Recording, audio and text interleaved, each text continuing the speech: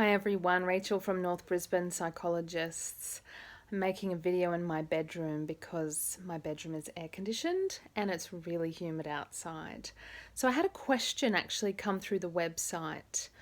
Somebody asked me to make a video about criticism, and she mentioned that criticizing her partner had become almost like a habit.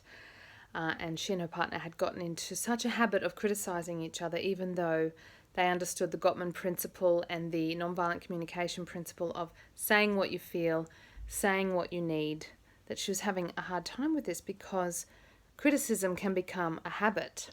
So here are my thoughts about how to break the habit of criticism. A question to ask yourself if you are in the habit of criticizing somebody in your life is, what are the unmet needs underneath the criticism? So next time you're tempted to criticize somebody, think about what your needs are before you speak. My guess is that often the need behind criticism is for acceptance, love, appreciation, connection, respect, consideration, sometimes choice or inclusion. So it's good to get a needs list. You could Google needs list, human needs list. And get some literacy happening around underlying needs, because this is often what criticism is. It's a tragic expression of unmet needs. Also keep in mind to make requests, not demands.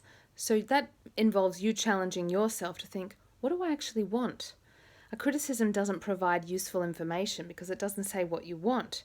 It focuses on what you don't want and what you don't like, rather than what you do want and what you would like, which I call a request. And in nonviolent communication, we call that a request.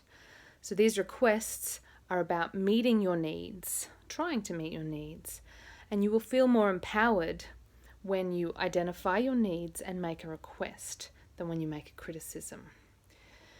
Now, what I probably should have said right up front is, when you're tempted to fall into the old habit of criticism, take a deep breath, wait, pause, slow down, feel your feet on the ground, look around you.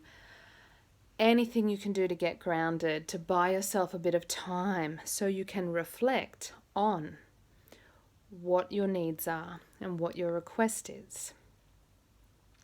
You've got to go inside. See, a criticism is going out there to the other person's behavior, trying to operate on their behavior and manage them in some way.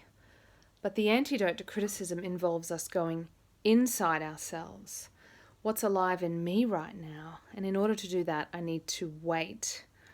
Wait out, ride out the temptation to criticize, and take some time, as much time as you possibly can actually, to identify your underlying needs and requests.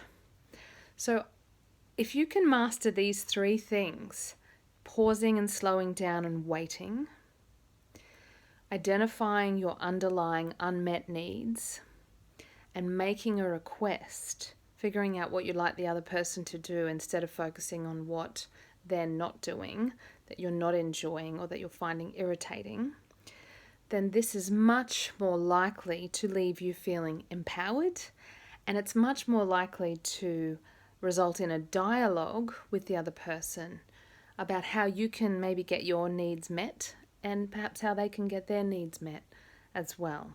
Because perhaps what you're criticizing is just them attempting to meet a need that they've got that they may not be aware of. So it's not easy to do, having a dialogue about needs and making requests, because we have to breathe through the impulse to be controlling and to be defensive.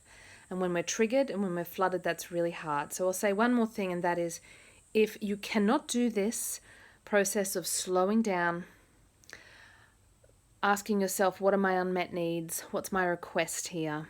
Turning that complaint into a request.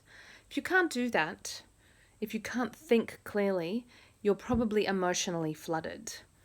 And that means your brain and body has pumped out enough stress hormones that you actually can't think properly and you can't communicate effectively. So you need to go away and come back later when you're calmer.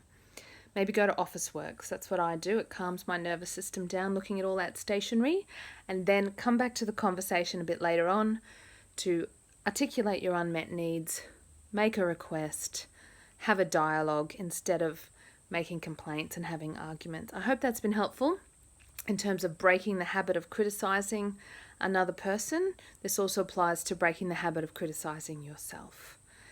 It takes a lot of practice, and if you'd like some resources, feel free to send us a direct message and I can share some links with you which contain resources to this needs-based and values-based communication approach. Okay, I hope that answered the question of the person who has asked for this video, and I hope it's helped some of you out there as well. And I'll see you next time. Bye.